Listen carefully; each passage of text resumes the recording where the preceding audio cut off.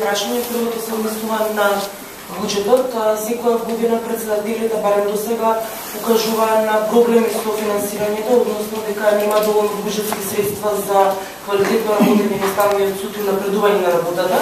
Дали тоа е више годинова или пак сте задоволни од парите определени за работа на Уставниот суд? И второто прашање е како коментирате обвинувањата на опозицијата дека Уставниот суд работи според диктат на власта во однос на одбивањето, отфрлањето на иницијативата на градоначалникот Андреј Жерновски за одлуката на Советот на општината за тотално термористички планови. Благодарам. По однос на првото прашање за буџетот на Уставниот суд, ние имаме до крајот на годината уште неколку месеци, така да до сега судот немал проблеми финансиски да ги покрие основните потреби кои што се предвидени во судот, а по однос на второто прашање за одлуката по иницијативата на господинот Жерновски, Уставниот суд носи одлука на пригласање, така да одлуката не ја носи ниту сам било кој судија, ниту председателот на Уставниот суд. Па кажа во еден од разговорите, Сонја Делевска вест, во еден од разговорите секако ќе падне на Уставен суд, вчера кажа. Тоа лично премиерот го кажа во еден од разговорите. Во 23-та бомба за центар по повод оваа иницијатива за центар за дуповите. Тоа секако на Уставен ќе падне, беше кажано. Од кај знаел дека ќе падне на Уставен суд? Не имам коментари тоа некој ако давал такви изјави пред да се заврши пред Уставниот суд. Нема.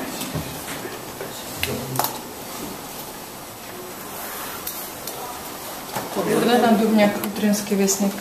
Имам две прашања до председателката.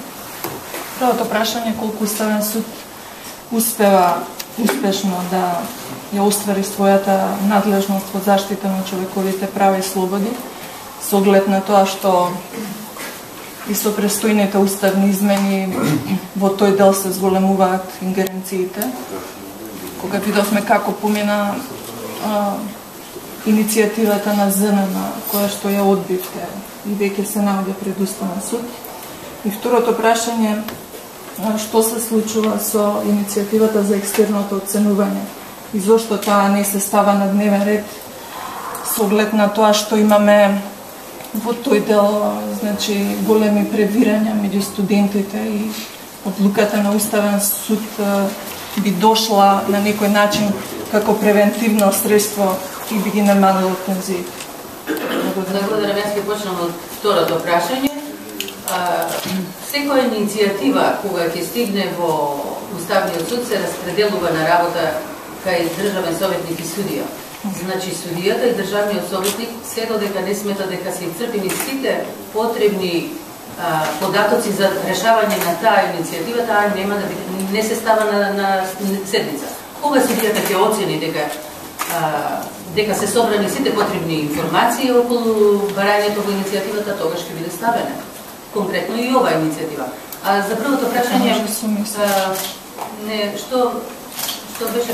Уставен суд успеа, кажете ми, има рокови во кои што треба да се затвори, да се изјасни судијата? Така, може во недоглед некој прашање да се некоја иницијатива да се чува во тиот. Нема рокови, судијата одлучува кога ќе смета дека се собрани, како што реков, потребните информации и тогаш ќе ја стави на... Уставен суд не цени да даде приоритет на некои иницијативи со оглед на актуелната состојба? Јас и во моето излагање кажав, секоја иницијатива си бара потребно време за да се одлучи и не може некоја иницијатива да се реши и за 2 месеци, 3 месеци, меѓутоа за некоја иницијатива е потребно подолго време и така. Во врска со прашањето дали Уставниот суд успевате успешно да ги штитите правата и слободите? Во рамките на надлежностите предвидени во Уставот на Република Македонија, Уставниот суд се справува успешно во решавањето на овие на правата за заштита на човековите права, а со проширувањето со носењето на новите уставни амандмани, тогаш ќе ги работи и тие надлежности, надлежноста ќе биде проширена и ќе ги работи и тие права кои што до сега не се опфатени во Велите дека успешно се справувате, зашто тогаш имате издвоени мислења на судии, токму во редот. Тоа е право на секој судија. И во одлуките на Страсбур има издвоени мислења. Сега има луѓе судии кои што не се согласуваат со одлуката. Славица Филиповска, Нова ТВ. Дали е точно дека дел судиите се договараат и уште пред да биде завршен некој предмет, веќе се знае исходот тука кај вас во свет? Овакви прашања не можам да одговорам. Како може да се договараат кога на седите? Постојат спекулации дека се договара однапред кој како ќе гласа. Немам одговор на вакви прашања, ви реков, немам одговор. Мислите дека е независен судот? Не, вие кажете како мислите дека е судот. Ако мислите дека Вас ве прашувам, вие сте председателка. Немаш, судот е независен, судот се одлучува според личното убедување на судиите на седмицата. И немам што да ви кажам за такви прашања.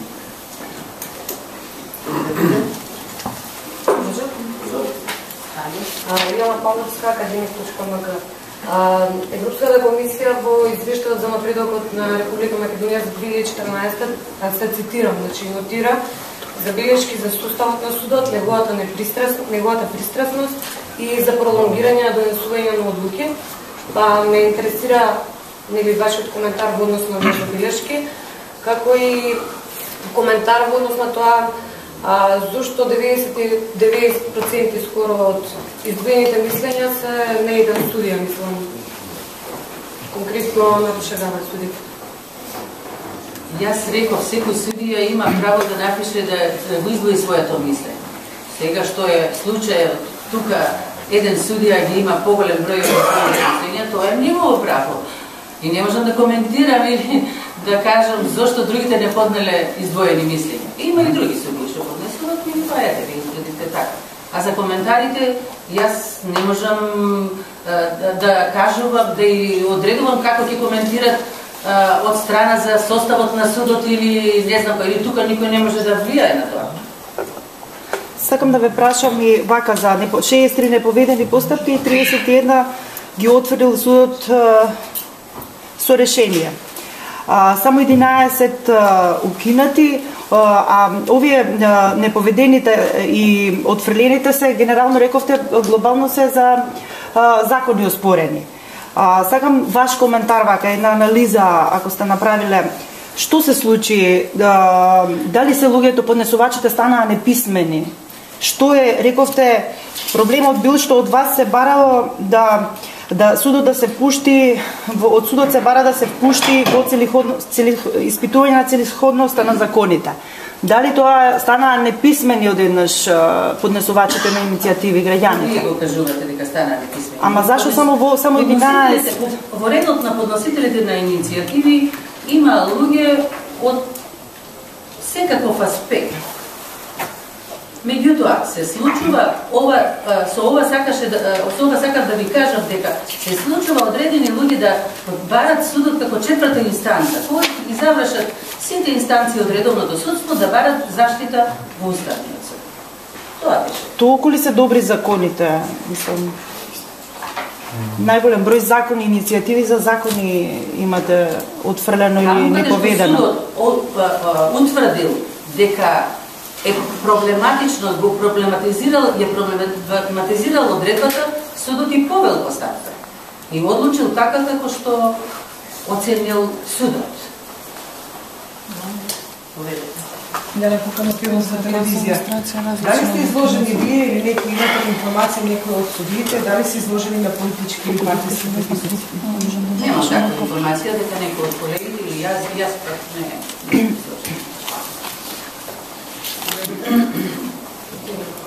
Или Ливановски Вестник, во кој процент или број се застапени заедниците во Уставе и колку се грижи судот за почитување на принципот на застапени? Стручната служба има такви податоци и јас немам по моментот такви податоци да ги давам.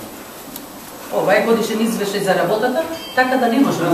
Според народно правобранител, состојбата била лани лоша да речем. 80% македонци и околу 12% албанци, а другите скоро да ги нема денес. Да, прашањата нека бидат во рамките на работата на Уставниот суд, зашто такви информации не можам да ти дадам сега. Не. Горан Румовски, Луцин, Весолен, прашање до председателот на Уставниот суд. Според вашата работна биографија, вие од 77 години сте во правото во Република Македонија. Во годишниот извештај наведовте дека не се пати и патувате на друго странство, но вашата биографија нема познавање на странски јазик. Знаете ли странски јазик? Јас не знам странски јазик, ама затоа има луѓе кои што знаат странски јазик и патуваме со луѓе кои што не знаат.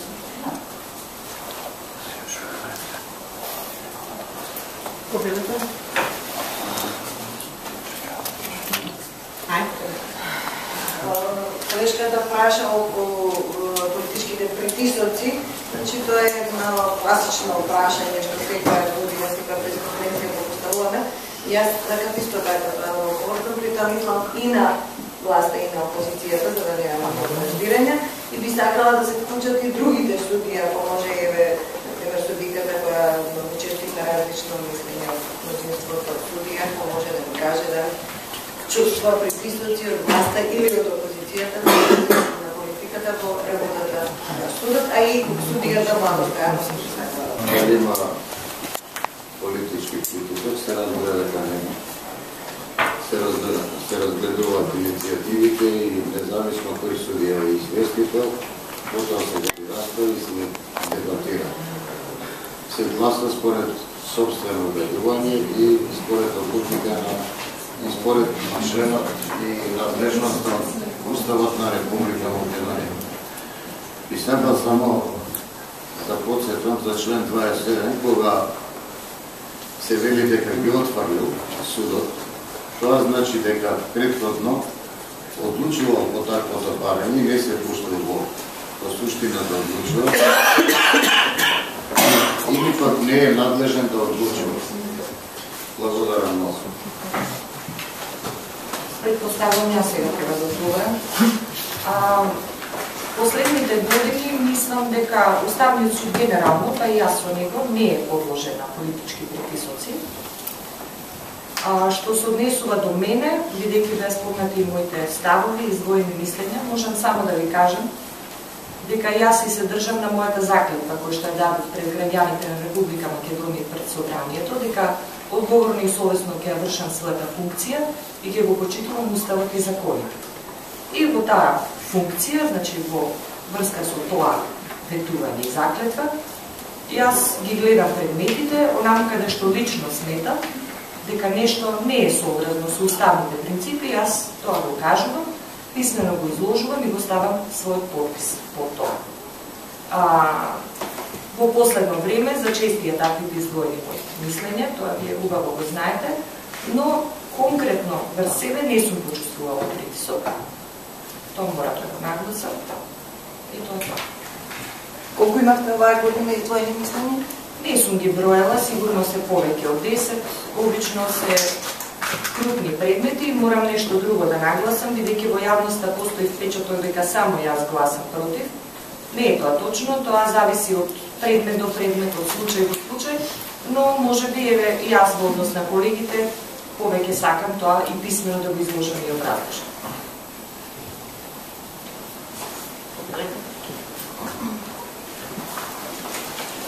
Собранието во последно време, особено кога работи без опозиција, носи закони по скратена постапка. Дали како Уставен суд се чувствувате повикани да реагирате со оглед на можната злоупотреба на ваквите закони? Уставниот суд претежно работи по иницијативи. Доколку има иницијатива, овде судот одлучува по таа иницијатива. До сега не сме имали таква иницијатива, не сме постапували.